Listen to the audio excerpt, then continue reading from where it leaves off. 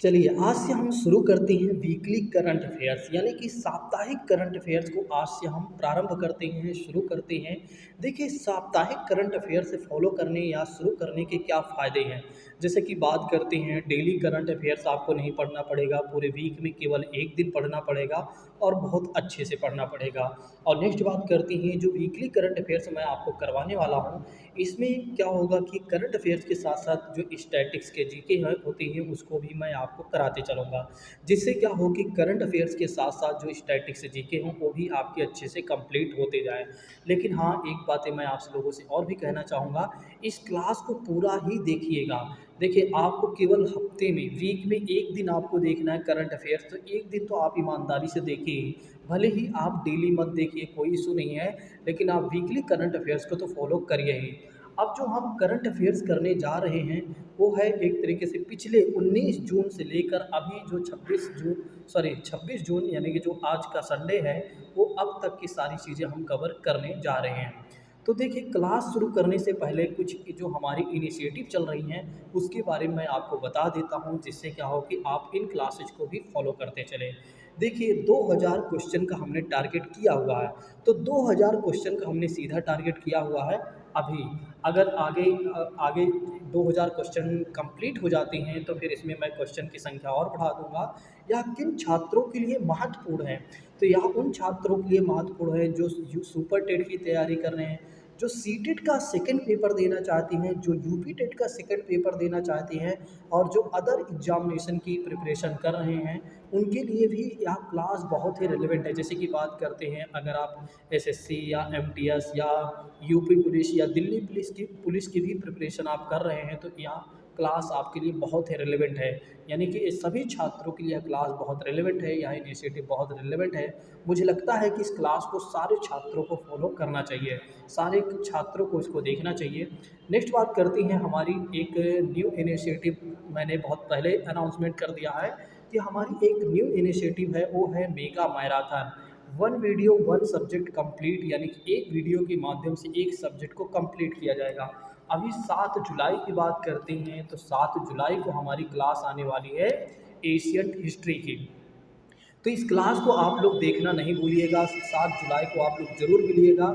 कोई भी छात्र ये नहीं कहेगा कि सर मुझे कोई काम पड़ गया, तो बिल्कुल आप अपना टाइम पहले से ही मैनेज करके चलिए कि मुझे 7 जुलाई को शाम 6 बजे से प्रवीण सर के साथ लगना है, और जब तक की क्लासेस चलेंगी 5 से 6 घंटा, उस पूरी क्लास में अच्छे से देखूँगा या देखूँगी।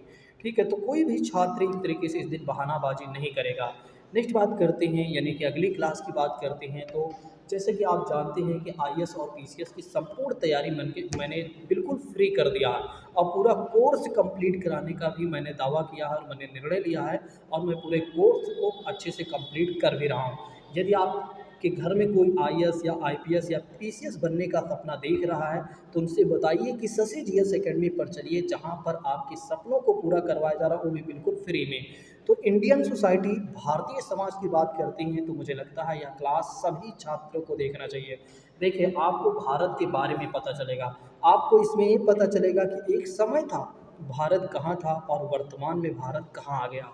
ये मान के चलिए, यदि आप इस क्लास को देखते हैं, तो आपका जो व्यक्तित्व है इतना बड़ा होगा, जिसकी आप कल्पना भी नहीं कर पाएंगे। मतलब कि आप जहाँ भी बैठेंगे, जहाँ पर भी जानकारी से संबंधित कोई आपसे बातचीत करेगा, आप उस व्यक्ति से बात कर सकते हैं और बहुत अच्छे से आप डिबेट कर पाएँगे।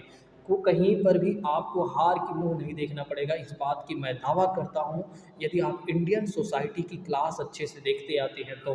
क्योंकि इसमें जो आप जानेंगे, इसमें क्या-क्या जानेंगे, मैं थोड़ा-सा आपको बता देता हूँ शॉर्ट में। जैसे कि इसमें आप जानेंगे कि भारतीय समाज क्या है, कैसे भारतीय समाज बना, उसमें महिलाओं की स्थिति क्या थी, बच्चों की स्थिति कैसे है, तमाम तरह की वो चीज़ें आप देखेंगे इसमें। ठीक है, तो इसलिए मैं आप लोगों से कहना चाहूँगा कि यदि आप नए हैं या पुराने हैं, तो आप सभी को देखना चाहिए। नेक्स्ट बात करते हैं ओल्ड एनसीईआरटी, हमारी जो ए न्यू इनिशिएटिव ये भी चल रही है, जो एशियन हिस्ट्री की अभी हमारी ओल्ड एनसीईआरटी चल रही है, 6 से 12 तक की मैं सारी चीज़ें कंप्लीट करवा रहा हूँ। तो अगर आपके पास समय है, तो भले ही आपके पास समय है या कम समय है, अगर आपके पास कम समय है, तो आप क्या करें, भले ही एक तरीके से क्या कर सकते हैं, वीडियो की स्पीड बढ़ाकर आप क्या कर सकते हैं, इसको देख सकते हैं। लेकिन आप देखिए ज़रूर, देखिए आप अगर देखेंगे तो ये मान के चलिए, क्योंकि आपको तैयारी करना ही है। जब तैयारी ही करना, पढ़ना ही है, तो फिर ये मान के चलिए ऐसा करना है, मतलब क्लास को देखना ही चाहिए। देखिए यदि आप तैयारी करते हैं, यदि आप क्लास को देखते हैं, तो इसके फ़ायदे ये हैं कि जब आप एग्ज़ाम में बैठेंगे तो जो क्वेश्चन आपको नहीं भी आ रहा होगा, वो भी क्वेश्चन आपको आ सकता है, क्योंकि कहीं न कहीं आपको कहानी ज़रूर पता होगी। चलिए आइए शुरू करते हैं, अब किसी बिना और बात की चर्चा करते हुए सीधा आते हैं आज के अपने पहले प्रश्न पर। जैसा कि बात करते हैं पहले प्रश्न के बारे में बात करते हैं, तो पहला प्रश्न कह रहा है यूपीआई के बारे में, यूपीआई के बारे में निम्नलिखित कथनों पर विचार कीजिए। यूपीआई के बारे में निम्नलिखित कथनों पर विचार कीजिए या करें। तो रुपए नेटवर्क और यूपीआई दोनों का प्रबंधन national payment corporation of India यानी कि एनपीसीआई द्वारा किया जाता है, पहला ऑप्शन ये कहता है। और दूसरा ऑप्शन कहता है कि वर्तमान में डेबिट कार्ड या बचत खाते के माध्यम से यूपीआई भुगतान करना निःशुल्क है या नहीं। तो जल्दी से इसका आंसर आप लोग हमें बताइए। मुझे लगता है कि इसके आंसर के बारे में सभी छात्रों को पता होगा। अगर नहीं भी पता है तो अब आपको चिंता करने की आवश्यकता नहीं है। देखिए यूपीआई के बारे में यदि हम बात कर लेते हैं, थोड़ा से बेसिक चीज़ों के बारे में बात करते हैं। बेसिक चीज़ों के बारे में बात करते हैं, पहले ऑप्शन दिखा देता हूँ। चलिए यहाँ पर देख लेते हैं, यूपीआई के बारे में बात करते हैं तो इसका फुल फॉर्म हो जाता है यूनिफाइड यूनिफाइड पेमेंट्स इंटरबैंक्स इंटरफेस हो जाएगा। यूनिफाइड पेमेंट्स इंटरफेस इसका फुल फॉर्म हो जाएगा। इस बात को आप लोग ध्यान रखिएगा। जल्दी से इसका आंसर बताइए आप लोग, यदि आ रहा है तो ठीक है, नहीं आ रहा है तो कोई इशू नहीं। तो इसका आंसर हो जाएगा मेरे प्रिय साथियों, इसका आंसर हो जाएगा दूसरा सही हो जाएगा। तो ध्यान रखिएगा, इसका आंसर जो हो जाएगा दूसरा सही हो जाएगा। ध्यान रखिएगा, इस बात को भूलिएगा नहीं। चलिए नेक्स्ट बात कर लेते हैं। देखिए इसमें थोड़ा सा आप लोग याद रखिएगा कि एक देखो यहाँ पर आपका क्वेश्चन भी कंप्लीट हो रहा है, मतलब कि एक आंसर भी आपको अच्छे तरीके से मिल रहा है, दो आंसर सॉरी। तो जैसे रुपए नेटवर्क और यूपीआई दोनों का प्रबंधन कौन करता है, एनपीसीआई करता है। तो आपके एग्जाम में पूछा जा सकता है कि रुपए नेटवर्क और यूपीआई का मैनेजमेंट कौन करता है या किसके द्वारा किया जाता है। तो आप बताएंगे एनपीसीआई द्वारा। तो एनपीसीआई का फुल फॉर्म क्या है, national payment corporation of India. और नेक्स्ट बात करते हैं तो डेबिट कार्ड या बचत खाते के माध्यम से यूपीआई से भुगतान करना बिल्कुल निःशुल्क है। किसी भी प्रकार से कोई चार्ज आपसे नहीं लिया जाएगा, बिल्कुल एक तरीके से फ्री है। ठीक है, जैसे आपका फ़ोन पे वगैरह है यूपीआई आप देखते हैं। ठीक है, तो ये आपका यूपीआई ही है। ठीक है, तो चलिए नेक्स्ट बात कर लेते हैं। नेक्स्ट बात करते हैं यहाँ पर तीसरे प्रश्न की बात करते हैं, मतलब सॉरी दूसरे प्रश्न की बात करते हैं। क्वेश्चन है कि न्यूनतम समर्थन मूल्य यानी कि एमएसपी मिनिमम सपोर्ट प्राइस, इसे अंग्रेजी में कहा जाएगा मिनिमम सपोर्ट प्राइस कहा जाएगा, यानी कि न्यूनतम समर्थन मूल्य। ध्यान रखिएगा, न्यूनतम समर्थन मूल्य को अंतिम रूप देने के लिए निम्नलिखित में से कौन सा संगठन जिम्मेदार है। तो कौन सा संगठन है जो एक तरीके से क्या करता है कि मिनिमम सपोर्ट प्राइस को, जो कि सरकार के द्वारा निर्धारित होता है। देखिए इसके बारे में बात करते हैं तो किसानों को अगर अपना अनाज बेचना होता है तो सरकार क्या करती है कि मिनिमम सपोर्ट प्राइस यानी कि एमएसपी घोषित कर देती है। और सरकार इस बेस पर एमएसपी घोषित कर देती है कि भाई देखिए, अब मान लीजिए आपका 1100 या 1200 रुपये कुंटल आपका गेहूँ है। तो अगर आपसे कोई व्यापारी वगैरह खरीदता है 900 में या 1000 में मांग रहा है, तो आप उसे ना देकर आप इस हमें बेच दीजिए, यानी कि लगभग अगर आप चाहें तो 1200 रुपये में आप हमें बेच दीजिए। तो इससे क्या होता है कि किसानों को कहीं से कहीं तक कोई प्रॉब्लम नहीं होती है, उनको घाटा भी नहीं होता। तो सरकार क्या कर देती है, एक तरीके से एमएसपी घोषित कर देती है। लेकिन सरकार क्या सारा काम करती है, तो उसके लिए क्या होता है, सरकार तमाम तरह के संगठन बनाए हुए है, तमाम तरह के ऑर्गेनाइजेशन बना कर रखी हुई है, जिसके द्वारा यह सब किया जाता है। तो जैसे कि बात करते हैं, यानी कि पहले ऑप्शन की बात करते हैं तो कृषि और किसान कल्याण मंत्रालय पहला ऑप्शन हो जाता है। दूसरे ऑप्शन की बात करते हैं तो दूसरा ऑप्शन है कृषि लागत मूल्य आयोग, यानी कि इसके बारे में बात करते हैं तो इसे कहा जाएगा CACP कहा जाएगा। क्या कहा जाएगा, CACP कहा जाएगा। और दूसरी बात करते हैं, यानी नेक्स्ट विकल्प की बात करते हैं तो आर्थिक मामलों की कैबिनेट समिति। आर्थिक मामलों की कैबिनेट समिति, इसे क्या कहा जाएगा, CCEA। क्या कहा जाएगा, CCEA। इस बात को ध्यान रखिएगा कि CCA, फिर से मैं लिख देता हूँ, CC वैसे लिखा ही है, EA। ठीक, तो CCEA की बात करते हैं। चौथा ऑप्शन कहता है नीति आयोग। नीति आयोग के बारे में तो जल्दी से आप लोग बताइए, इसमें कौन सा ऑप्शन सही हो रहा है। न्यूनतम समर्थन मूल्य, ठीक है, न्यूनतम समर्थन मूल्य यानी कि मिनिमम सपोर्ट प्राइस को अंतिम रूप देने वाला संगठन कौन सा है। चलिए मैं इसका आंसर बता देता हूं आप लोगों को। इसके आंसर के बारे में यदि बात करते हैं तो इसका आंसर हो जाएगा तीसरा सही हो जाएगा। अब इसके बारे में थोड़ा सी बेसिक जानकारी आइए देख लेते हैं। देखिए जो हमारी यहाँ पर बी वाला ऑप्शन है CACP, क्या करता है, ये क्या करता है, MSP के बारे में रिकमेंडेशन करता है। क्या करता है, MSP के बारे में सिफारिश करता है। तो ध्यान रखिएगा MSP के बारे में सिफारिश कौन करता है, तो वो करता है CACP करता है, यानी कि कृषि लागत और मूल्य आयोग करता है। लेकिन अंतिम निर्णय कौन लेता है, तो अंतिम निर्णय लेता है CCEA। अंतिम निर्णय कौन लेता है, तो CCEA के बारे में आप लोग ध्यान रखिएगा। ठीक है, तो CCEA क्या करता है, MSP का अंतिम निर्णय लेता है कि हाँ ठीक है, इतना एक तरीके से निर्धारण कर दिया जा रहा है या कर दिया जाए, कोई प्रॉब्लम नहीं है। अब बात कर लेते हैं, तो इसका ऑप्शन आप आंसर ध्यान रखिएगा तीसरा सही होगा। ठीक है, इसका आंसर तीसरा सही होगा। ये क्या करता है, इसके बारे में बात करते हैं तो ये क्या करता है, MSP के बारे में सुझाव देता है। उसको मानना ना मानना किसके हाथ में होता है, तो CCEA के हाथ में होता है, यानी तीसरे। तो जो लास्ट यानी कि कुल मिलाकर आंसर कौन सा होगा, तो ये समझ लीजिए कुल मिलाकर आंसर ही होगा। लेकिन मैंने आपको बताया है कि पढ़ाते समय जो अन्य जानकारियां हैं वो भी मैं आपके साथ साझा करता चलूँगा। चलिए नेक्स्ट बात करते हैं, यहाँ पर नीति आयोग की बात करते हैं। तो नीति आयोग के बारे में बात करते हैं तो इसका पुराना नाम क्या है, योजना आयोग था। इसका पुराना नाम क्या था, योजना आयोग था, जो सरकार के थिंक टैंक के रूप में काम करती है। और 2014 में क्या हुआ, जब प्रधानमंत्री की जब एक तरीके सॉरी जब बीजेपी की सरकार बनती है, जब प्रधानमंत्री नरेंद्र मोदी जी आते हैं, तब नीति आयोग का नाम बदल कर क्या कर दिया, योजना आयोग का नाम बदल कर क्या कर दिया जाता है, योजना आयोग का नाम बदल कर क्या कर दिया जाता है, नीति आयोग कर दिया जाता है। इसका काम क्या है, यह सरकार के थिंक टैंकर के रूप में कार्य करती है, सोच विचार सुझाव देती है। और नेक्स्ट बात करते हैं इसके बारे में, तो नीति आयोग के बारे में बात करते हैं तो इसका अध्यक्ष कौन होता है, तो PM। ठीक है, तो प्रधानमंत्री ही इसका अध्यक्ष होता है, इस बात को आप लोग ध्यान रखिएगा। CEO अलग होता है। आप लोग कमेंट करके बताइएगा कि इसका CEO कौन है। चलिए अब अगले प्रश्न की बात करते हैं। अगला प्रश्न क्या कह रहा है, देखिए अगला प्रश्न कह रहा है कि निम्नलिखित कथनों पर विचार कीजिए, कि पहला ऑप्शन कह रहा है कि भारत दुनिया में कच्चे इस्पात यानी कि रॉ एक तरीके से स्टील का दूसरा सबसे बड़ा उत्पादक है। यहाँ पर ध्यान रखिएगा, क्या दूसरा सबसे बड़ा उत्पादक है।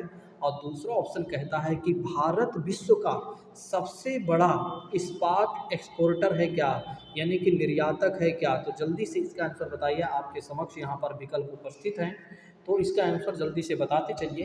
यदि आप सभी लोगों को क्लास बेहतर लग रही है तो आप लोग कमेंट भी करते चलिए।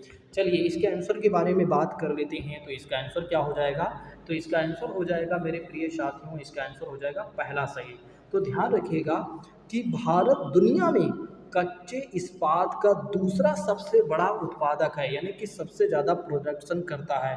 ठीक है, तो इस बात को आप लोग जरूर ध्यान रखिएगा कि सबसे ज़्यादा भारत क्या करता है, प्रोडक्शन करता है, इस बात को ध्यान रखिएगा। स्टील के बारे में हम, ठीक है, इस्पात मतलब होता है स्टील। अब यहाँ पर दूसरा ऑप्शन क्यों गलत है, दूसरा ऑप्शन यहाँ पर कहा जा रहा है, कह रहा है कि भारत विश्व का सबसे बड़ा इस्पात निर्यातक है। ऐसा नहीं है, भारत विश्व का सबसे बड़ा इस्पात निर्यातक नहीं है, बल्कि भारत जो है 9वें स्थान पर है। तो 9वें स्थान पर भारत है, इस बात को आप लोग ध्यान रखिएगा। तो भारत का विश्व में इस्पात निर्यातक के रूप में अगर देखा जाए तो कौन सा स्थान मिलता है, तो 9वां स्थान मिलता है, इस बात को आप लोग ध्यान रखिएगा। तो इस बात को जरूर ध्यान रखिएगा, एक बार फिर से मैं आप लोगों को बता देता हूँ, इसको याद रखिएगा, ये सब चीज़ें पूछी जाती हैं या पूछा जाता है। तो भारत दुनिया में कच्चे इस्पात का दूसरा सबसे बड़ा उत्पादक है। बिल्कुल सही है, इसको आप लोग याद रखेंगे, याद रखिएगा। और तीसरा ऑप्शन कहता है कि भारत विश्व का सबसे बड़ा इस्पात निर्यातक नहीं है, बल्कि भारत विश्व में 9वें स्थान पर आता है इस्पात निर्यातक यानी कि एक्सपोर्टर के रूप में। ठीक है, इस बात को आप लोग ज़रूर ध्यान रखिएगा, भूलिएगा नहीं। चलिए, मुझे लगता है कि आप लोगों को समझ में सारी बातें आ गई होंगी। यदि समझ में आ गई हैं तो आप लोग जल्दी से कमेंट कर दीजिए कि यस सर, हमें समझ में आ रहा है। बहुत सारे ऐसे छात्र हैं जो क्लास को तो देखते हैं लेकिन वो लाइक वगैरह नहीं करते हैं। बिल्कुल ही गलत बात है, ऐसा नहीं करना चाहिए आपको। आप सोचिए एक बार कि जहाँ पर सब कुछ फ्री में मिल रहा है, अच्छे से मिल रहा है, उस चीज़ को हमें अच्छे से यूटिलाइज़ करना चाहिए, ना ही उसका हमें एक तरीके से सम्मान घटाना चाहिए, बल्कि उसका सम्मान हमारी नज़र में बहुत ज़्यादा होना चाहिए। मैंने देखा है कि बहुत सारे ऐसे छात्र होते हैं, ऐसी चीज़ों का सम्मान नहीं करते हैं। सम्मान करिए, जब जीवन में आगे बढ़ना है तो जो चीज़ें अच्छी लगें उसको प्रोत्साहित करिए। देखिए, आज बुराइयां इसलिए बढ़ रही हैं क्योंकि जो अच्छे लोग हैं उनको प्रोत्साहन देने वाले कम लोग हो गए। आप देखते हैं कि अगर कोई व्यक्ति किसी का मर्डर कर देता है, कोई गरीब व्यक्ति को एक बड़ा व्यक्ति मार देता है, तो आप कितना खुशी होते हैं, आप कहते हैं देखो कितना ताकतवर है। एक बार उस व्यक्ति से बोलिए कि अपने से ताकतवर से क्या वो लड़ पाएगा? नहीं। इस संसार में अगर आप देखें, हर व्यक्ति किसी न किसी व्यक्ति से कंट्रोल हो सकता है। ऐसा कोई व्यक्ति नहीं है जो बिल्कुल एक तरीके से आज़ादी से रह सके। हर व्यक्ति से ऊपर कोई ना कोई बैठा हुआ है, तो उस व्यक्ति को इस बात का एहसास दिलाइए कि आप जो कर रहे हैं बिल्कुल गलत है। तो मेरा मानना है प्रत्येक छात्र को जो चीज़ें अच्छी मिल रही हैं उसका सम्मान करना चाहिए। यदि आप सम्मान करेंगे तो आप आगे बढ़ेंगे। तो बात कर लेते हैं इसके क्वेश्चन के बारे में। कहा जा रहा है कि निम्नलिखित में से कौन सा कथन ब्लैक गोल्ड यानी कि काला सोना शब्द के लिए सबसे अच्छा वर्णन करता है?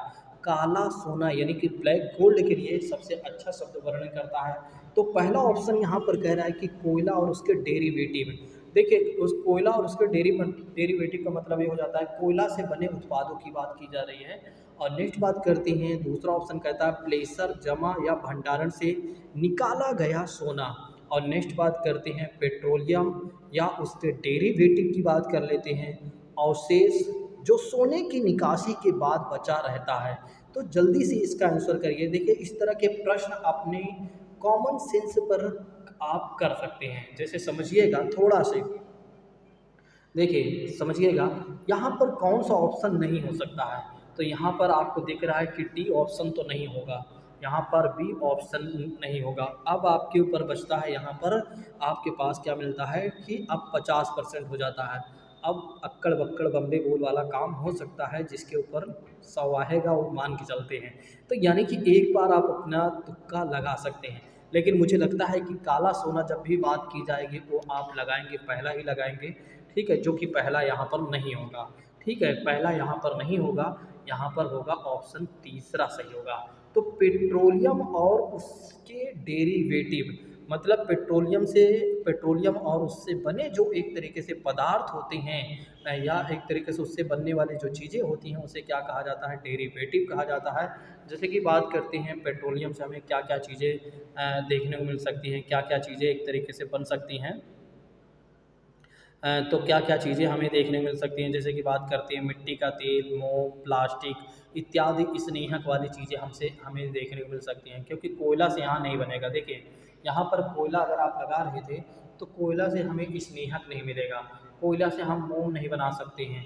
लेकिन हम पेट्रोल से मोम बना सकते हैं, पेट्रोल से हम स्नेहक वाली चीज़ें बना सकते हैं, प्लास्टिक बना सकते हैं पेट्रोलियम से। तो इसलिए कहा जा रहा ऑप्शन नंबर तीसरा सही।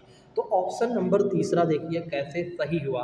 तो ये ऑप्शन नंबर तीसरा देखो कैसे सही हुआ। इस तरह के प्रश्न को यदि आप ऐसे सॉल्व करते हैं तो बिल्कुल आपके प्रश्न गलत नहीं होंगे एग्जाम में। बस थोड़ा सी अपनी समझ को बढ़ाते चलिए हमारे साथ। चलिए बात कर लेते हैं अगले प्रश्न की। अगला प्रश्न यहाँ पर कह रहा है कि लिथोस्फेरिक प्लेटें बहुत धीमी गति से घूमती हैं और हर साल कुछ मिलीमीटर इस गति के पीछे कुछ मिलीमीटर ही घूमती हैं। देखिए, यहाँ पर कहा जा रहा है कुछ मिलीमीटर ही घूमती हैं, इस गति के पीछे क्या कारण है? जल्दी से ऑप्शन बताइए और आंसर बताइएगा। पृथ्वी के घूमना, दूसरा ऑप्शन कहता है पृथ्वी के अंदर मैग्मा की गति, और दूसरा ऑप्शन था, तीसरा ऑप्शन यहाँ पर कह रहा है कि महासागरीय धाराएं, और चौथा ऑप्शन यहाँ पर कह रहा है कि पृथ्वी की क्रस्ट पर वलनों का निर्माण करना। तो जल्दी से इसका आंसर आप लोग हमें बताइए, जल्दी से इसका आंसर बताइए। मुझे लगता है कि इसका आंसर आप लोग नहीं बता पाएंगे, क्योंकि कहीं ना कहीं ये चीज़ें अभी तक आप लोगों ने नहीं पढ़ा हुआ है। तो जो चीज़ें आपने नहीं पढ़ा उसका आंसर अगर आप नहीं बता पाते हैं तो बिल्कुल आपको खुशी होना चाहिए कि अभी तो हमने इसके बारे में पढ़ा ही नहीं है, इसलिए हमारा एक गलत भी हो रहा, तो कोई इशू नहीं है।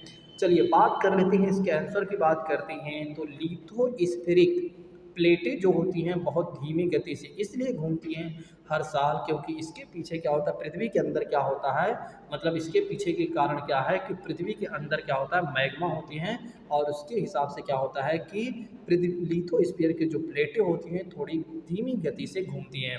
देखो लिथोस्फीयर की बात करते हैं तो ये क्या है, तो यह कई प्लेटों में विभाजित है। तो लिथोस्फीयर एक प्लेट होती हैं, मतलब एक तरीके से प्लेटें होती हैं जो कई प्लेटों में विभाजित होती हैं, और जो एक तरीके से देखा जाए तो पृथ्वी के अंदर पिघला हुआ जो मैग्मा होता है, और मैग्मा जो होता है एक गोलाकार तरीके से घूमता है, और ये प्लेटें जो होती हैं पृथ्वी के अंदर पिघले हुए मैग्मा की गोलाकार गति से क्या करती हैं, गति करती हैं। तो यही कारण है इसके पीछे का, इस बात को ध्यान रखिएगा।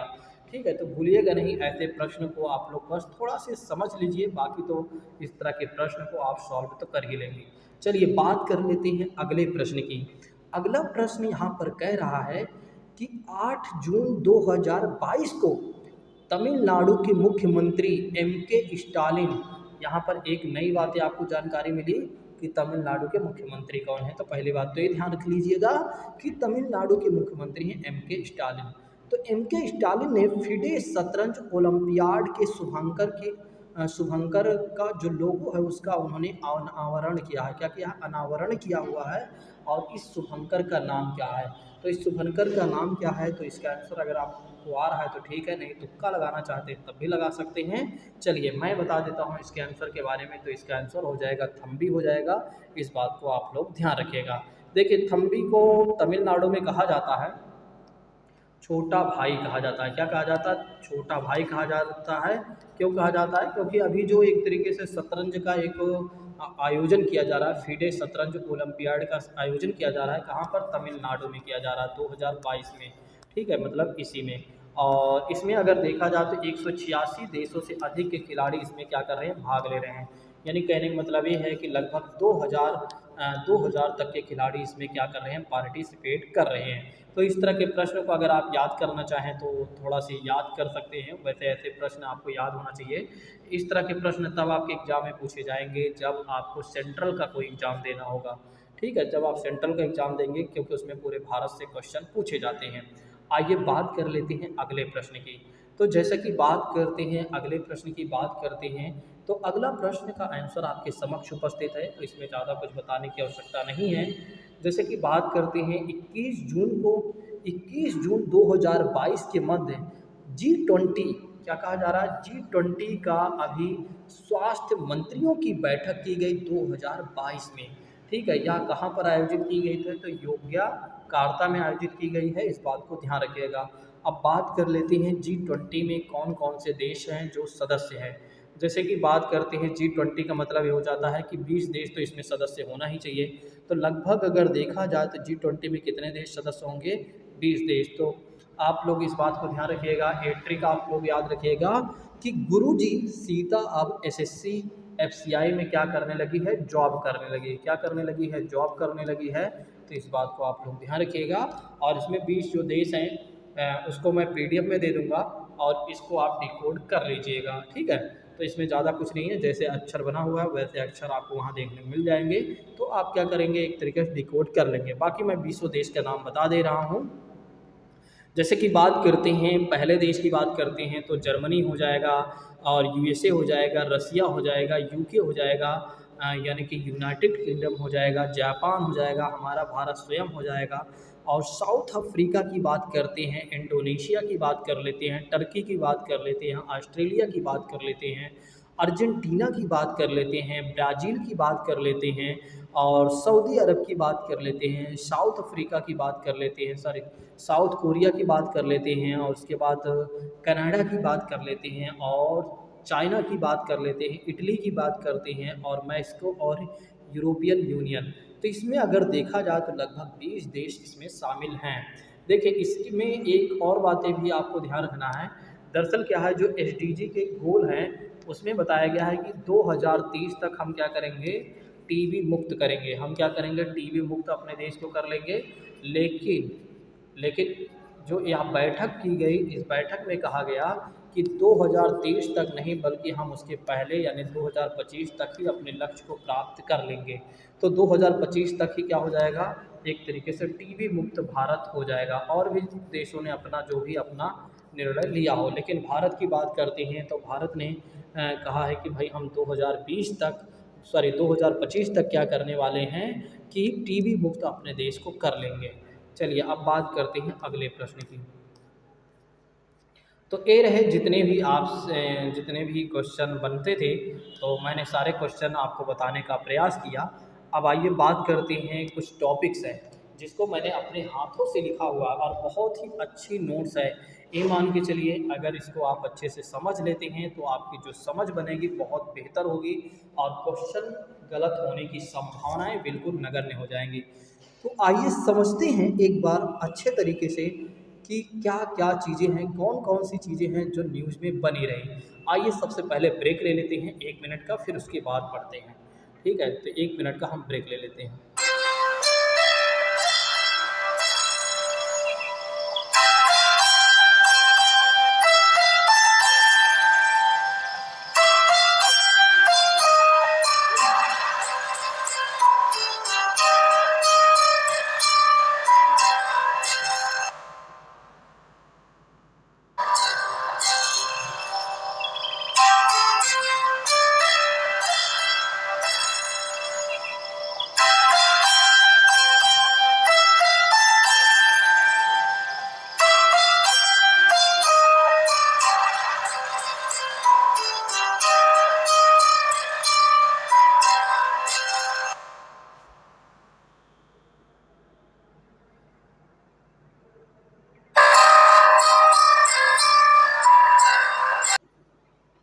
चलिए आइए पढ़ते हैं अब।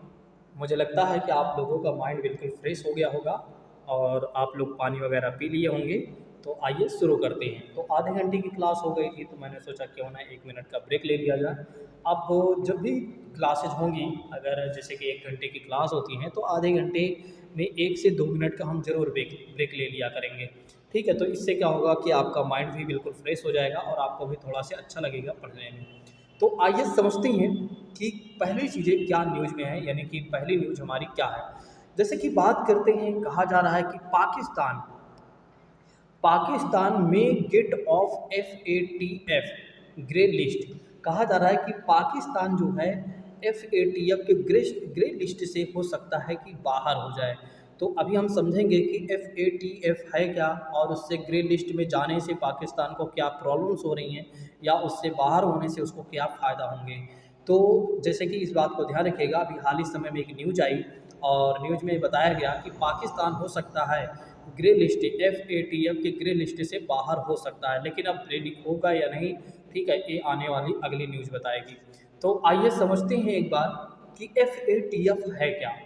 देखिए FATF के बारे में बात करते हैं तो इसका फुल फॉर्म हो जाता है फाइनेंशियल एक्शन टास्क फोर्स। तो इसका फुल फॉर्म क्या हो जाएगा, फाइनेंशियल एक्शन टास्क फोर्स, यानी कि हिंदी में से अगर हम रूपांतरित करेंगे तो वित्तीय कार्यवाही कार्यदल। तो वित्तीय कार्यवाही कार्यदल इसका हिंदी रूपांतरण हो जाएगा, इस बात को ध्यान रखिएगा। FATF के बारे में फिर से याद रखिएगा, ये सभी छात्रों के लिए महत्वपूर्ण है। देखिए जो सुपर टेट की तैयारी कर रहे हैं उनके लिए भी महत्वपूर्ण है। क्यों? क्योंकि उनके करंट अफेयर्स में दी गई है, सिलेबस में दिया गया है राष्ट्रीय और अंतर्राष्ट्रीय घटनाएं। तो राष्ट्रीय और अंतर्राष्ट्रीय घटनाएं का मतलब ये हो जाता है कि देश के अंदर घटित होने वाले जो चीज़ें हैं, यानी कि देश के अंदर घटित होने वाली जो घटनाएं हैं उनके बारे में तो आपको पता ही होना चाहिए। और साथ ही साथ जो इंटरनेशनल जो महत्वपूर्ण घटनाएं हैं वे घटित हो रही हैं उनके बारे में भी आपको पता होना चाहिए। यानी कि जितने भी छात्र हैं, चाहे आप कोई भी चीज़ की प्रिपरेशन कर रहे हों या कर रहे हैं, यदि आपके एग्जामिनेशन में करंट अफेयर सिलेबस जोड़ा गया है तो उस करंट अफेयर्स में आप देखिएगा तो वहाँ पर आपको मिलेगा कि राष्ट्रीय और अंतर्राष्ट्रीय घटनाएं आपको पता होनी चाहिए। वहाँ पर बिल्कुल साफ साफ तरीकों में लिखा गया है। ठीक है, तो अब आप इससे मुंह नहीं मोड़ सकते हैं कि नहीं सर हम तो राष्ट्रीय घटनाएं ही पढ़ेंगे, हम अंतर्राष्ट्रीय घटनाएं नहीं पढ़ेंगे। तो आप नहीं पढ़ेंगे तो फिर एग्ज़ाम आपको बताएगा कि कैसे क्या करना है भाई। ठीक है, तो मेरा मानना है कि भाई सभी पढ़ना चाहिए। ठीक है, तो वो एक तरीके से मजाक है, लेकिन हाँ यहाँ जो बातें हैं वो सत्य हैं। ठीक है, कि एग्ज़ाम बताएगा तो यहाँ पर आप लोग ज़रूर ध्यान रखिएगा कि FATF मतलब राष्ट्रीय और अंतर्राष्ट्रीय घटनाएं सभी को पढ़ना है। तो आइए समझते हैं। तो FATF को फुल फॉर्म क्या हो जाता है? तो फाइनेंशियल एक्शन टास्क फोर्स, वित्तीय कार्यवाही कार्यदल। यह किस प्रकार के संगठन है? तो यह किस प्रकार का संगठन है? तो इसके संगठन की बात करते हैं तो यह अंतर सरकारी निकाय है। तो यह एक इंटर गवर्नमेंटल बॉडी है, इस बात को ध्यान रख सकते हैं। तो यह एक इंटर गवर्नमेंटल बॉडी है। ठीक है, चलिए अब नेक्स्ट बात कर लेते हैं। एक मिनट, थोड़ा से पेन को सही करना पड़ेगा क्योंकि पेन हमारी थोड़ा से कम से चल रही है ना। एक मिनट, हाँ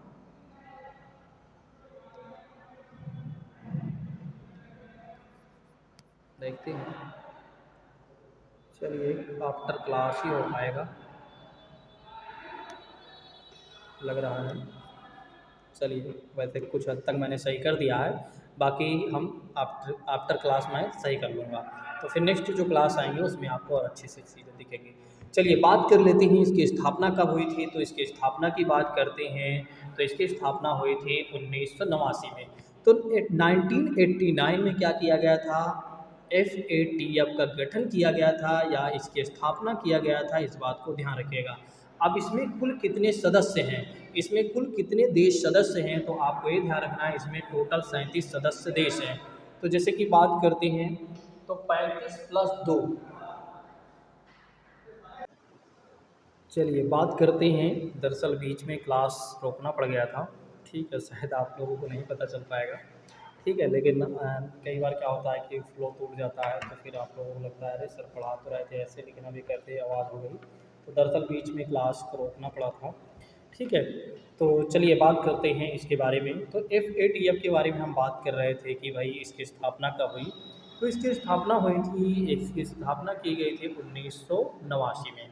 तो 1989 में आप लोग ध्यान रखिएगा इसकी स्थापना की गई या किया गया। और इसके कुल कितने सदस्य देश हैं? तो जैसे कि बात करते हैं तो 37 सदस्य देश हैं, इस बात को ज़रूर ध्यान रखिएगा। क्या भारत इसका सदस्य देश है या नहीं? तो आप ध्यान रखिएगा भारत भी इसका सदस्य देश है। भारत भी इसका सदस्य देश है, इस बात को आप लोग ज़रूर ध्यान रखिएगा। जैसे कि बात करते हैं इसका क्या उद्देश्य है, मतलब क्यों इसकी स्थापना की गई थी या किया गया था। जैसे कि बात करते हैं यहाँ पर धन शोधन। धन शोधन का मतलब हो जाता है मनी लॉन्ड्रिंग। तो मनी लॉन्ड्रिंग का मतलब ये हो जाता है कि भाई जैसे कि जो ब्लैक मनी होती है उसको वाइट मनी में कन्वर्ट करने को ही कहा जाता है मनी लॉन्ड्रिंग करना। और आतंकवाद की बात करते हैं, जैसे आतंकवाद को बढ़ावा देने के लिए लोग क्या करते हैं, उसको आतंकवाद को बढ़ावा देने के लिए वित्त पोषण करते हैं, यानी कि पैसे वगैरह देते हैं।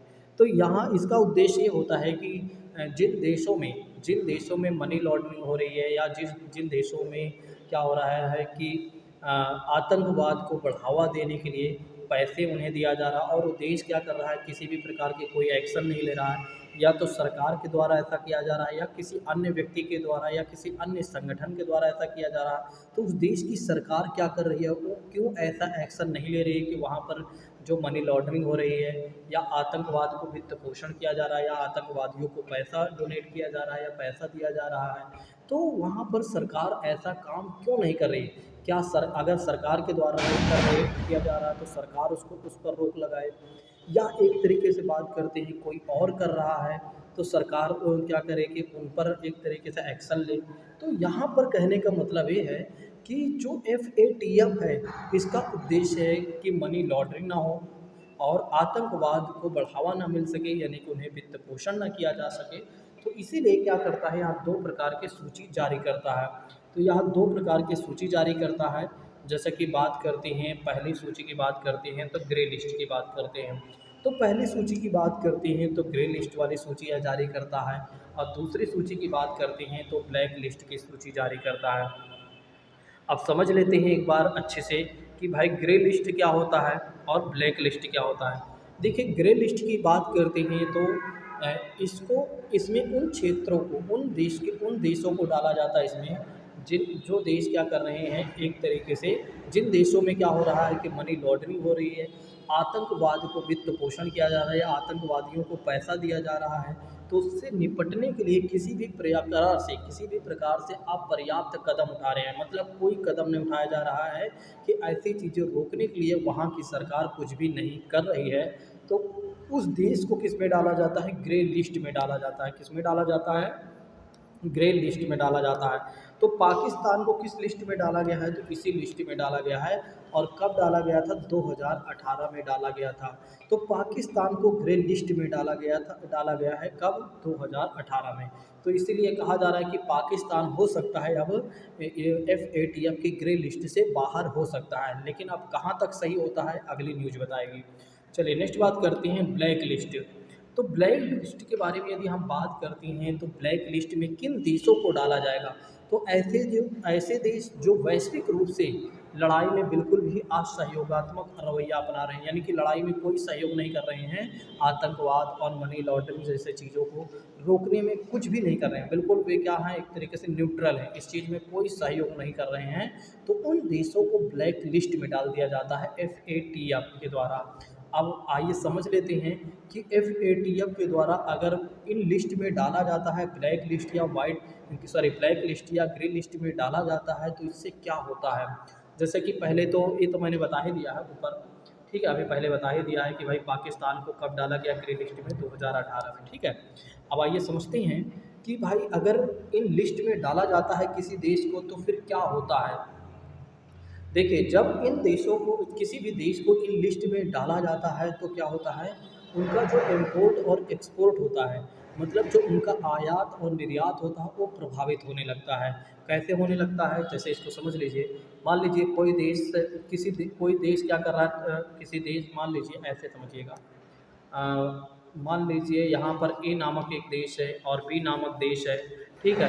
और यहाँ पर मान लीजिए ए नामक इस देश में क्या कर रहा है, निर्यात कर रहा है। तो यहाँ पर इसको किस में डाल दिया गया है, ग्रे लिस्ट में डाल दिया गया है। तो यहाँ आतंकवाद जैसी चीज़ें हो रही हैं, तो हो सकता है यह देश क्या करे, यहाँ पर मतलब एक तरीके से निर्यात करने से बचने लगे, तो उसे लगे कि भाई जो हमारे द्वारा भेजी जा रही चीज़ें वो कहीं ना कहीं आतंकवाद, इससे बढ़ावा मिल रहा है, आतंकवाद को बढ़ावा दिया जा रहा है, या हो सकता है कि आगे चलकर हमें कोई ना समस्या आ जाए, ठीक है। और दूसरी बात करते हैं तो उस देश को मान लीजिए फिर क्या होता है, मान लीजिए अब इस देश को कोई, ये देश अगर कहीं पर निर्यात भी करना चाहे तो दूसरा देश उसको स्वीकार उतना जल्दी से नहीं करेगा, क्योंकि उसे लगेगा कि कहीं ना कहीं आगे चलकर ये हमें प्रॉब्लम क्रिएट कर सकते हैं, ठीक है। तो फिर क्या होता है कि उनका आयात और निर्यात प्रभावित होता है। नेक्स्ट बात करते हैं, अंतर्राष्ट्रीय स्तर पर मिलने वाली जो वित्तीय सहायता होती है वो भी सीमित हो जाती हैं। तो अंतर्राष्ट्रीय स्तर पर अगर देखा जाए, इंटरनेशनल लेवल पर अगर देखा जाए, तो जो देश इन लिस्ट में शामिल हो जाते हैं या उनको शामिल कर दिया जाता है, उनको डाल दिया जाता है इन लिस्ट में, तो ये मान के चलिए उनको जो वित्तीय सहायता मिलने वाली होती है, जैसे कि किसी देश के द्वारा कोई वित्तीय सहायता, फाइनेंशियल एड्स मिलता है या कोई ऋण के रूप में सहायता मिल जाती है, तो वो सारी चीज़ें सीमित हो जाती हैं। हर देश ऐसे देश को सहायता देने से बचने लगते हैं। तो ये इसके नुकसान होते हैं। इसी की वजह से क्या है कि पाकिस्तान कहीं न कहीं इस बात को लेकर परेशान है कि हमें जल्दी से जल्दी निकाला जाए इसमें ग्रे लिस्ट से, मतलब कि FATF के ग्रे लिस्ट से हमें निकाला जाए। अब आइए बात कर लेते हैं कि भारत और बांग्लादेश की अभी हाल ही समय में क्या हुआ, बैठक हुई। और ये जो बैठक हुई, ये 7वें दौर की बैठक हुई थी अभी हाल ही समय में। आइए समझ लेते हैं कि दोनों देशों में किन चीज़ों पर सहमति बनी हुई है। जैसे कि बात करते हैं तो दोनों देशों के बीच आर्टिफिशियल इंटेलिजेंस की बात करते हैं। अब आप कह रहे होंगे सर आर्टिफिशियल इंटेलिजेंस क्या है? देखिए इसे कहा जाता है बौद्धिक क्षमता कहा जाता है। देखिए आर्टिफिशियल इंटेलिजेंस क्या करता है, जैसे कि आपका फ़ोन है, समझिएगा, जैसा कि आपका फ़ोन है, अब आज आप लोगों को अच्छे समझ में आ जाएगा, आप कभी नहीं भूलेंगे। जैसे आपका फ़ोन है, जब आप यूट्यूब ओपन करते हैं, तो यूट्यूब आप चलाते हैं, ठीक है, यहाँ तक कोई दिक्कत नहीं है। अब जैसे किसी चैनल का नाम आपने सर्च कर लिया, या कोई आपने कोई चीज़ें, जैसे कि मान लीजिए कोई पढ़ने से संबंधित या गाने से संबंधित या मूवी से संबंधित कोई चीज़ें आपने सर्च कर लिया, तो फिर आर्टिफिशियल इंटेलिजेंस क्या करता है, आपके मन को जान जाता है वो। आर्टिफिशियल क्या करता है, आपके मन को भाप लेता है, तो फिर उसी तरह के कंटेंट आपके पेज पर आने लगते हैं, जो एक तरीके से जैसा आपने कभी सर्च किया हो तो उसी तरह के कंटेंट आपके सामने आने लगते हैं, तो वही है इंटेलिजेंस, वही है आर्टिफिशियल इंटेलिजेंस। बाकी इसकी और भी चीज़ें हैं, ठीक है, जो हम पढ़ेंगे एक अलग क्लास में आर्टिफिशियल इंटेलिजेंस को लेकर। ठीक है, नेक्स्ट बात करते हैं साइबर सुरक्षा। तो एक दूसरे के जो साइबर सिक्योरिटी की बात करते हैं, तो एक दूसरे को सहयोग करेंगे। स्टार्टअप और फिनटेक के क्षेत्र में भी देखा जाए तो ये एक दूसरे को क्या करेंगे, सहयोग करेंगे। तो इन्हीं सब चीज़ों पर दोनों देशों के बीच क्या हुआ है, सहमति बनी हुई है। अब आइए बात कर लेते हैं कि भारत बांग्लादेश संबंधों का क्या महत्व है। तो भारत और बांग्लादेश के संबंधों का क्या महत्व है। एक तो पहली बात ये है कि दक्षिण पूर्व यानी कि साउथ ईस्ट एशिया के लिए एक सेतु का काम करता है बांग्लादेश। तो बांग्लादेश भारत के लिए क्या करता है, एक सेतु का काम करता है, एक पुल का काम करता है साउथ ईस्ट एशिया के लिए। और बांग्लादेश भारत की जो एक्ट ईस्ट पॉलिसी चल रही है, एक्ट ईस्ट पॉलिसी क्या है, तो एक्ट ईस्ट पॉलिसी सरकार की है व्यापार की ओर, सॉरी, पूर्व की ओर देखो नीति है। तो पूर्व की ओर देखी नीति का मतलब ये हो गया कि पूर्व की ओर हमें क्या करना है, एक तरीके से व्यापार करना, उधर से अच्छा हमारा व्यापार होना चाहिए। तो ये है सरकार के एक्ट ईस्ट पॉलिसी। बाकी इसके बारे में हम अलग से पढ़ेंगे, ठीक है, आर्टिफिशियल इंटेलिजेंस हम पढ़ेंगे अलग से, एक्ट ईस्ट पॉलिसी के बारे में भी आगे चलकर हम पढ़ेंगे। तो जैसे कि बात करते हैं कि भारत बांग्लादेश की बांग्लादेश जो है भारत की एक्ट ईस्ट पॉलिसी का एक स्तंभ माना जाता है, स्वाभाविक स्तंभ है। इसलिए भारत के लिए बांग्लादेश कहीं ना कहीं महत्वपूर्ण है। और भारत और बांग्लादेश जो हैं, ये दोनों ही अगर देखा जाए तो बिम्स्टेक के सदस्य हैं। ये दोनों ही देश अगर देखा जाए तो बिम्स्टेक के सदस्य हैं, और सार्क संगठन के भी सदस्य हैं। किसके संगठन हैं, तो सार्क संगठन के भी इसके सदस्य हैं। किसके संगठन हैं, तो सार्क के भी संगठन के सदस्य हैं भारत और बांग्लादेश। लेकिन आज जो हम समझने वाले हैं, चलिए थोड़ा सा सार्क संगठन के बारे में बता देता हूँ। सार्क संगठन के बारे में बात करते हैं तो 8 दिसंबर 1985 को इसकी स्थापना की गई थी। ठीक है, बाकी हम आगे बात करेंगे। चलिए बात कर लेते हैं बिम्स्टेक के बारे में, लेकिन अभी कुछ अन्य जानकारियाँ जो हैं उसके बारे में देख लेते हैं, तो फिर आगे बढ़ते हैं। जैसे कि बात करते हैं तो व्यापार का संबंध देखा जाए तो बांग्लादेश जो है दक्षिण एशिया यानी कि साउथ एशिया में भारत का सबसे बड़ा व्यापार भागीदार है। तो भारत का सबसे बड़ा व्यापारिक भागीदार कौन है, वो है बांग्लादेश है, इस बात को ध्यान रखिएगा। आइए समझ लेते हैं, बांग्लादेश का एक ब्रिज है जिसका नेम है पद्मा ब्रिज। देखिए बांग्लादेश का एक ब्रिज है पद्मा ब्रिज, और जिसका दावा कौन कर रहा है, जिसका दावा कौन कर रहा है, चाइना कर रहा है। चाइना कर रहा है कि जो पद्मा ब्रिज है, सॉरी, जो ये पद्मा ब्रिज है, ये बांग्लादेश का नहीं है बल्कि हमारा है।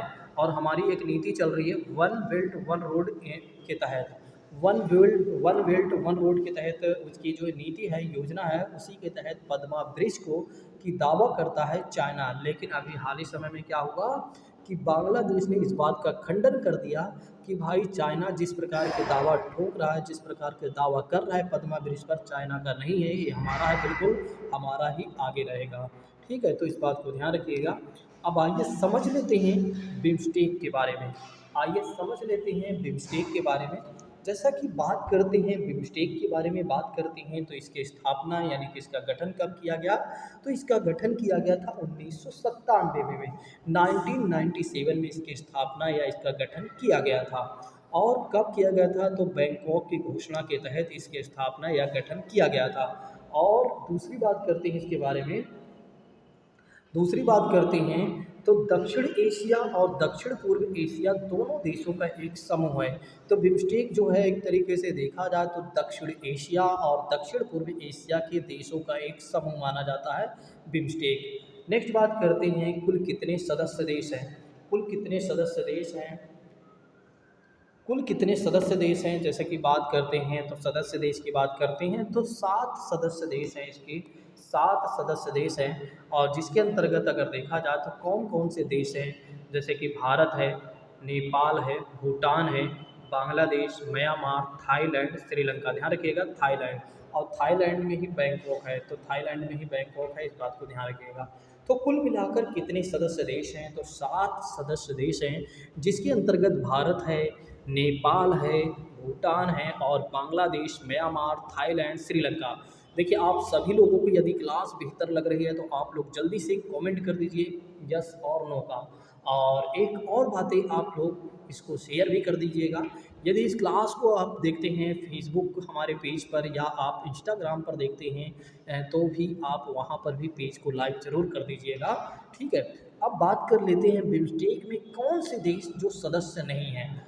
जैसे कि कौन सा देश सदस्य नहीं है वो है पाकिस्तान और चाइना। तो पाकिस्तान और चाइना की बात करते हैं तो बिम्स्टेक का सदस्य नहीं है, लेकिन पाकिस्तान जो है वो सार्क संगठन का सदस्य है। पाकिस्तान जो है सार्क संगठन का सदस्य है लेकिन बिम्स्टेक का सदस्य नहीं है, तो इस बात को जरूर ध्यान रखिएगा। आइए अब समझ लेते हैं बेसिक चीज़ों के बारे में, थोड़ा से म्यांमार के बारे में देख लेते हैं। जैसा कि बात करते हैं म्यांमार जो है भारत का पड़ोसी देश है। म्यांमार जो है एक तरीके से भारत का पड़ोसी देश है और म्यांमार की राजधानी क्या है, नैपीडा है। तो म्यांमार की राजधानी क्या है, नैपीडा है, नायपीडा है, इस बात को ध्यान रखिएगा।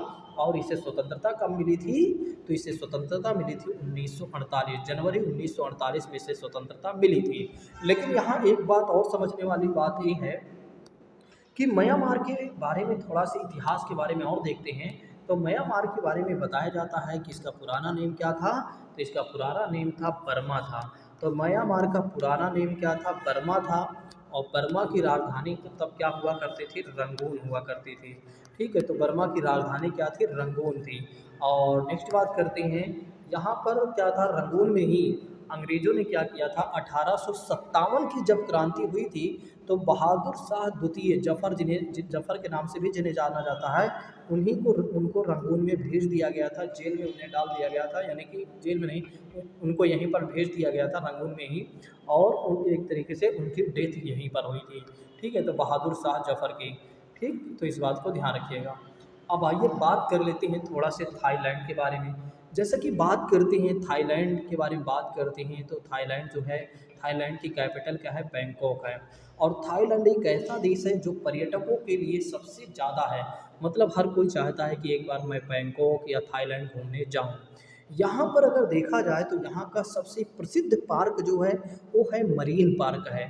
तो यहाँ का सबसे प्रसिद्ध पार्क कौन सा है, मरीन पार्क है और सफारी पार्क है। मरीन पार्क में ही ध्यान रखिएगा, मरीन पार्क में ही प्रशिक्षित डॉल्फिन, जो ट्रेंड डॉल्फिन होती हैं, वो अपना करतब दिखाती हैं। तो इस बात को ध्यान रखिएगा, आपने टीवी वगैरह में देखा भी होगा। नेक्स्ट बात करते हैं सफारी वर्ल्ड की बात करते हैं। तो सफारी वर्ल्ड जो पार्क है वो विश्व का सबसे बड़ा ओपन चिड़ियाघर है, यानी कि ओपन चिड़ियाघर है, जू है। इस बात को आप लोग ध्यान रखिएगा। तो थाईलैंड के बारे में भी जितनी बेसिक चीज़ें थी उसके बारे में मैंने आपको बता दिया। अब आइए समझ लेते हैं नेक्स्ट न्यूज के बारे में। तो हमारी अगली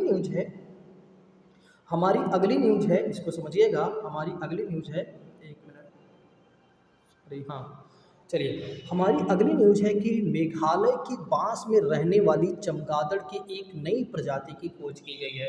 तो दरअसल क्या हुआ, अभी हाल ही समय में चमगादड़ की एक नई प्रजाति की खोज की गई, कहाँ पर, मेघालय में की गई।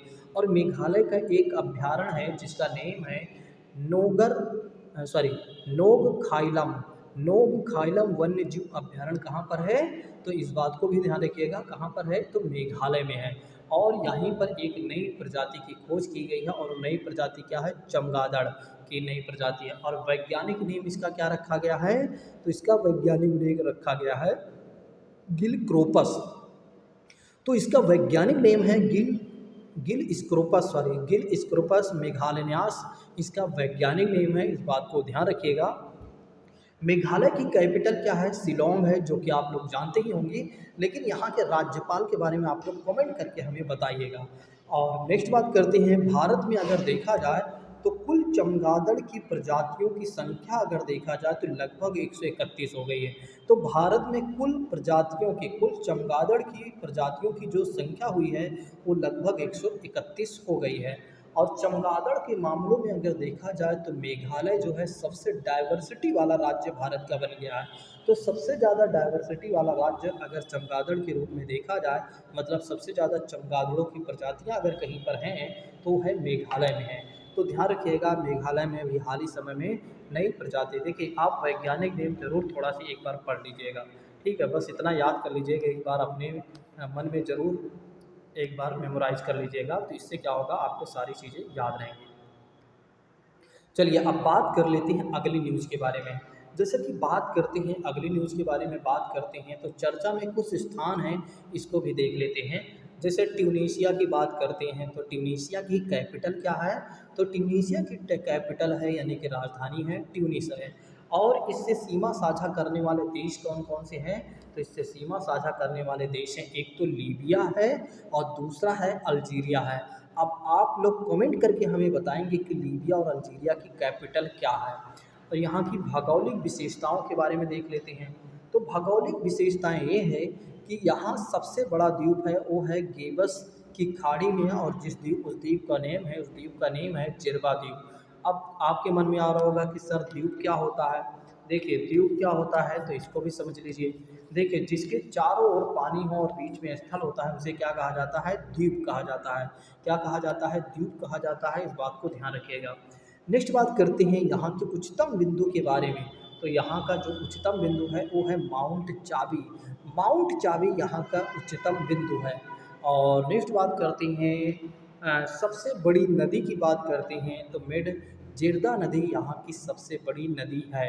तो मेड जेरदा नदी यहाँ की सबसे बड़ी नदी है, ठीक है, तो इस बात को ध्यान रखना चाहें तो रख सकते हैं, नहीं तो कोई इशू नहीं है। नेक्स्ट बात करते हैं लीबिया के बारे में देख लेते हैं। तो लीबिया जो है, लीबिया की राजधानी जो है वो है त्रिपोली है। तो राजधानी ध्यान रखिएगा, लीबिया की कैपिटल क्या है? त्रिपोली है, इस बात को ध्यान रखिएगा। और नेक्स्ट बात करते हैं कि उत्तरी अफ्रीका में स्थित यह एक देश है लीबिया, और जिसकी कैपिटल है त्रिपोली। इसके साथ साझा कर या मतलब किन देशों के साथ घिरा हुआ, जैसे कि महासागरों, जैसे कि बात करते हैं भूमध्य सागर, मिस्र, सूडान, नाइजर, चाड, ट्यूनीशिया, अल्जीरिया से घिरा हुआ है। तो इतना ज़्यादा आपको नहीं ध्यान रखना है, और यहाँ पर कोई स्थायी नदियाँ भी मौजूद नहीं हैं। चलिए अब बात कर लेते हैं अगली न्यूज़ के बारे में। अगली न्यूज़ यानी कि आज जो न्यूज़ है यह बहुत ही महत्वपूर्ण है, मुझे लगता है कि इसके बारे में आपको अच्छे से पता होना चाहिए। तो आइए बात कर लेते हैं जो हमारी अगली न्यूज़ यानी कि इस न्यूज़ के बारे में आइए देखते हैं। जैसा कि बात किया जा रहा है कि भारत में 1 जुलाई से सिंगल यूज प्लास्टिक यानी कि SUP का मतलब हो जाता है सिंगल यूज प्लास्टिक, एकल उपयोग या एकल उपयोग प्लास्टिक की बात करते हैं तो इसे पूरी तरीके से प्रतिबंधित कर दिया गया है। तो भारत में 1 जुलाई से 1 जुलाई 2022 से क्या किया जा रहा है कि सिंगल यूज प्लास्टिक को बंद किया जा रहा है। और यह किसके द्वारा दिशा निर्देश दिया गया है? तो पर्यावरण, वन और जलवायु परिवर्तन मंत्रालय द्वारा। तो पर्यावरण और वन और जलवायु परिवर्तन मंत्रालय ने यह एक तरीके से निर्देश जारी कर दिया है कि भारत में 1 जुलाई 2022 से पूरे देश में क्या कर दिया जाएगा? प्लास्टिक को बंद कर दिया जाएगा, यानी कि सिंगल यूज प्लास्टिक को बंद कर दिया जाएगा। सिंगल यूज प्लास्टिक क्या होता है? जिनका हम केवल और केवल एक ही बार उपयोग करते हैं, फिर उसे फेंक ही देते हैं, और उसका हम क्या करते हैं कि रिसाइकल भी नहीं कर पाते हैं। कुछ का तो हम रिसाइकल कर पाते हैं, कुछ का हम रिसाइकल भी अच्छे से नहीं कर पाते हैं।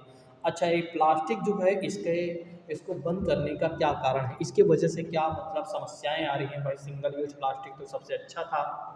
देखिए अब आप सोच रहे हैं सर सिंगल यूज प्लास्टिक तो बढ़िया था, कोई दिक्कत नहीं थी, हमारे पास पन्नी थी, हमें झोला या थैला लेकर नहीं जाना पड़ता, कभी भी हमें कुछ भी लाना होता है तो हम जहाँ खड़े होते हैं वहीं से हमें सामान मिल जाता है। वही हाल है अमिताभ बच्चन वाली ठीक है, कि जहाँ से हम खड़े होते हैं वहीं से हमारी लाइन शुरू हो जाती है।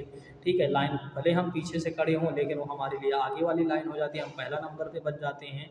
तो वही बातें हैं यहाँ पर कि सर एक तरीके से देखा जाए, एक तरीके से अगर देखा जाए तो सिंगल यूज प्लास्टिक में क्या दिक्कत है? बहुत सारी प्रॉब्लम है दोस्तों, आइए समझ लेते हैं कि क्या प्रॉब्लम्स है, क्या समस्याएँ हैं, सरकार क्यों ऐसा कदम उठा रही है? ठीक है, क्या इसके रीज़न हैं? मुझे लगता है कि कुछ लोगों को पहले से पता होगा, लेकिन आइए समझ लेते हैं सारी चीज़ों के बारे में। तो इसके 9 कारण हैं, लगभग बताया जा रहा है कि 9 कारण हैं जिसकी वजह से हम सिंगल यूज़ प्लास्टिक को बंद कर रहे हैं।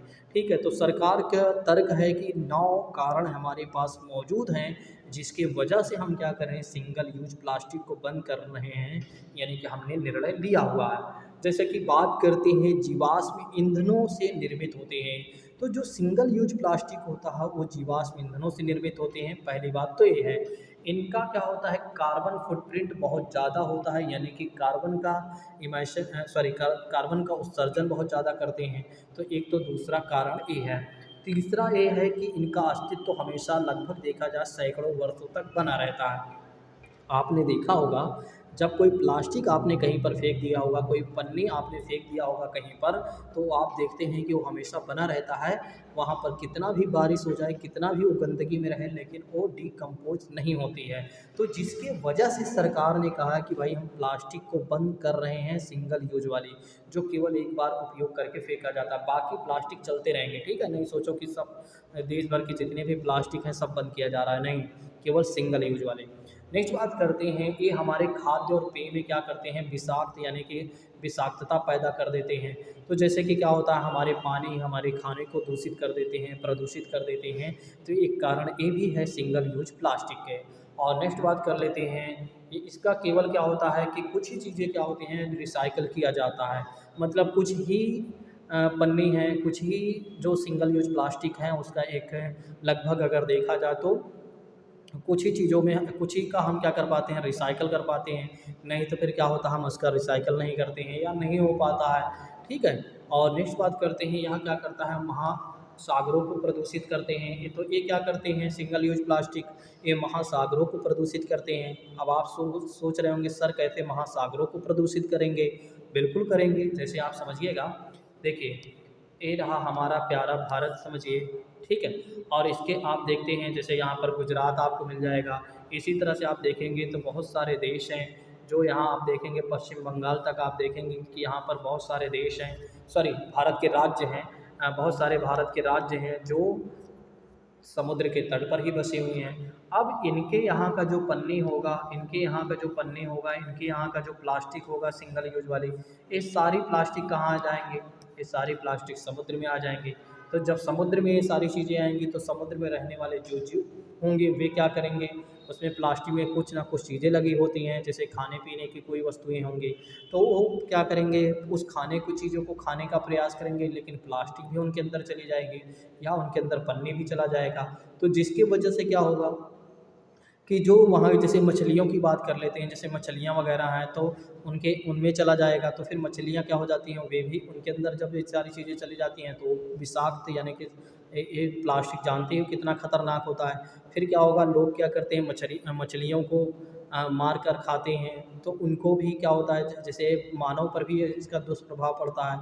या जो जानवर होते हैं, कुछ मछलियाँ क्या होती हैं, कुछ समय बाद मर जाती हैं, तो जिसकी वजह से वहाँ का इकोसिस्टम पूरा बेकार हो जाता है।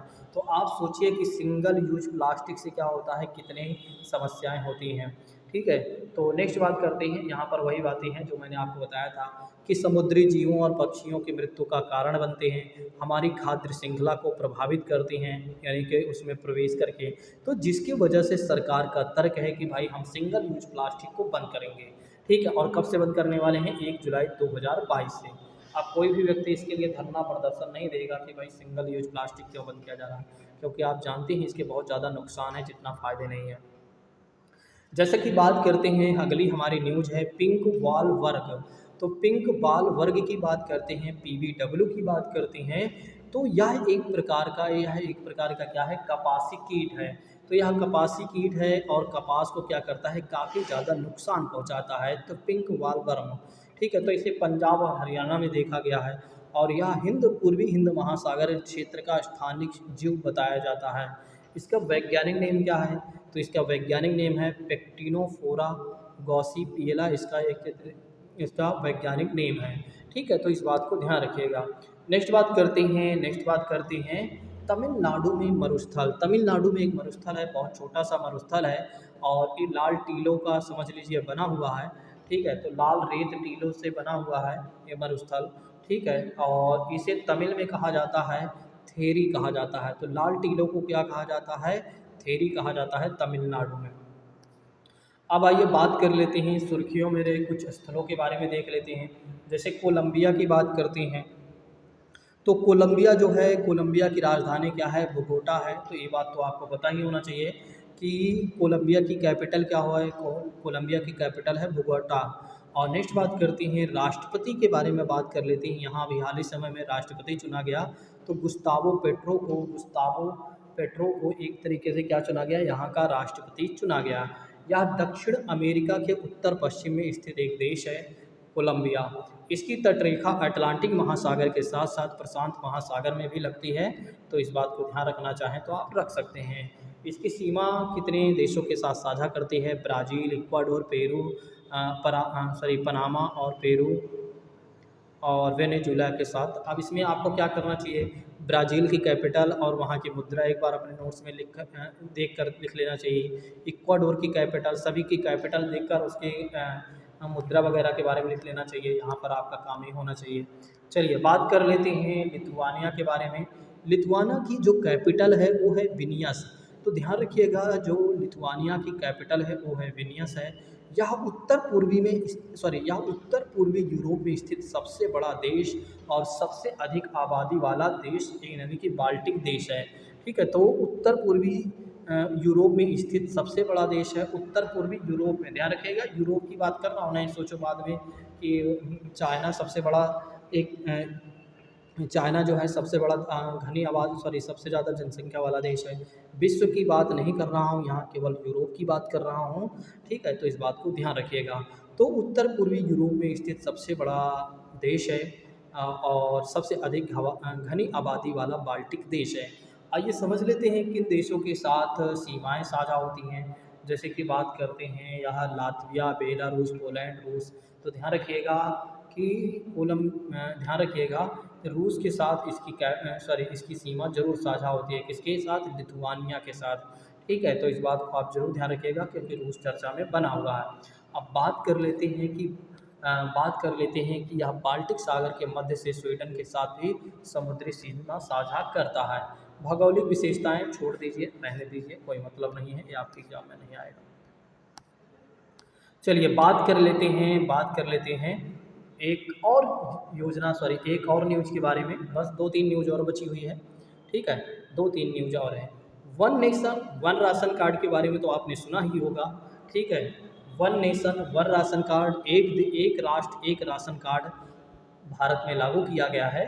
ठीक है, तो जैसे कि यह महत्वपूर्ण क्यों न्यूज़ में आया? तो दरअसल न्यूज़ में इसलिए आया कि असम जो है 36वां राज्य और अंतिम राज्य बन गया है केंद्र शासित। और राज्य में देखा जाए तो सभी राज्यों और केंद्र शासित प्रदेश में असम को देखा जाए तो असम जो है 36वां राज्य बन गया है वन राष्ट्र वन राशन कार्ड लागू करने में। ठीक है, तो इसीलिए काफ़ी ज़्यादा चर्चा में हो जाता है और इस तरह के प्रश्न आपके एग्जाम में जरूर पूछा जाता है। तो अगर आपसे पूछता है कि अंतिम और 36वां पूछता है तो असम को ही आपको लगाना होगा। ठीक है, और यह कार्यक्रम जो है अगर देखा जाए तो असम के बाद से क्या हो जाता है, पूरे देश में यह सफलतापूर्वक लागू हो चुका है। तो भारत सरकार की पहली ऐसी योजना है one nation one ration card, जो पूरे देश में अच्छे तरीके से लागू कर दी गई है, लागू हो गई है, जो अच्छे से संचालित हो भी रही है।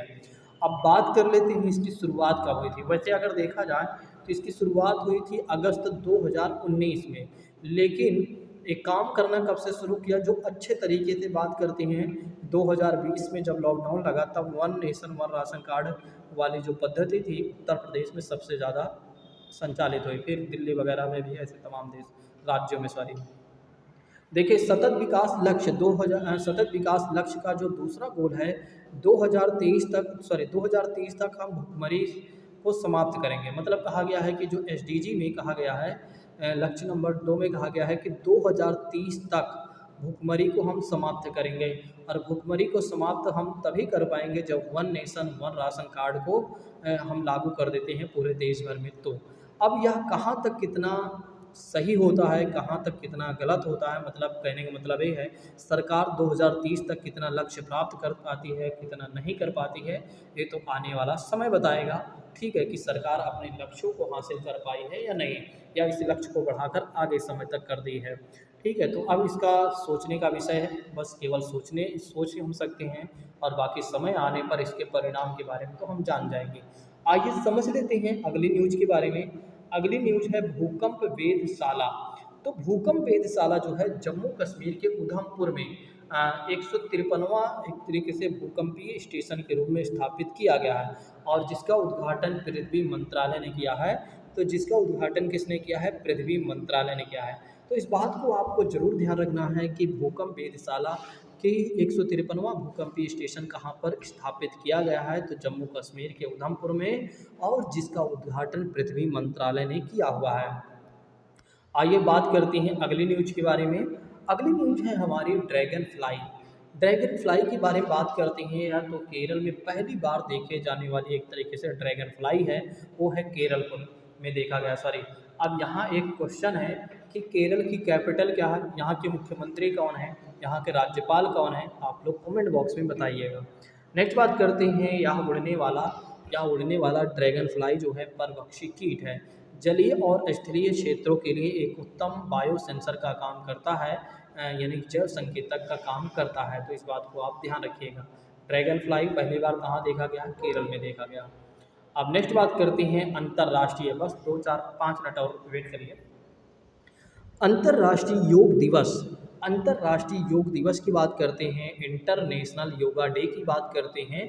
तो अभी हाल ही समय में 8वां अंतर्राष्ट्रीय योगा दिवस मनाया गया, यानी पूरे विश्व भर में मनाया गया। और यह कब से मनाया जा रहा है, सॉरी, यह कब मनाया गया? तो जून 2021 में मनाया गया है, और जून 2022 में। तो जून 2022 अभी हाल ही समय में, आज मान लीजिए 26 27 है, ठीक है, तो मान लीजिए आज 27 है, और फिर 21 तारीख अभी हाल ही समय में था, तो आप जानते हैं। तो 21 जून 2022 को अंतर्राष्ट्रीय योगा दिवस मनाया गया। अब यहाँ पर बात समझने वाली ये है और याद करने वाली बात ये है, आप ध्यान रखेंगे कि इस वर्ष की थीम क्या थी? तो योग फॉर ह्यूमनिटी थी। योग फॉर ह्यूमनिटी, योग फॉर ह्यूमनिटी इसकी थीम थी, इसको याद रखिएगा। अब यहाँ पर एक और बातें आ जाती हैं भाई, इंटरनेशनल योगा डे की शुरुआत कब हुई? तो 2014 में प्रधानमंत्री नरेंद्र मोदी जब भारत के प्रधानमंत्री बने, तो उन्होंने क्या किया, यूनाइटेड नेशन के जो एक संस्था है, यूनाइटेड नेशन जनरल असेंबली यानी संयुक्त राष्ट्र महासभा में इन्होंने प्रस्तुत किया था। तो यहीं से क्या होता है, इंटरनेशनल योगा डे प्रारंभ होता है, और तभी से क्या होता है, पूरे विश्व में मनाया जाने लगता है। तो इसका मतलब ये हुआ कि जो योगा डे है वो कहाँ से, उसकी शुरुआत कहाँ से होती है? तो भारत से शुरुआत होती है, इसकी उत्पत्ति भारत से। नेक्स्ट बात करते हैं, एक सैन्य अभ्यास है खान क्वेस्ट सैन्य अभ्यास 2022 का। तो यह इसके द्वारा आयोजित किया गया था, मंगोलिया के उलन बटोर में किया गया, या मंगोलिया सरकार के द्वारा। यह बहुराष्ट्रीय शांति रक्षा अभ्यास है, जिसमें भारत सहित 16 देशों की सैन्य टुकड़ियों ने इसमें भाग लिया था।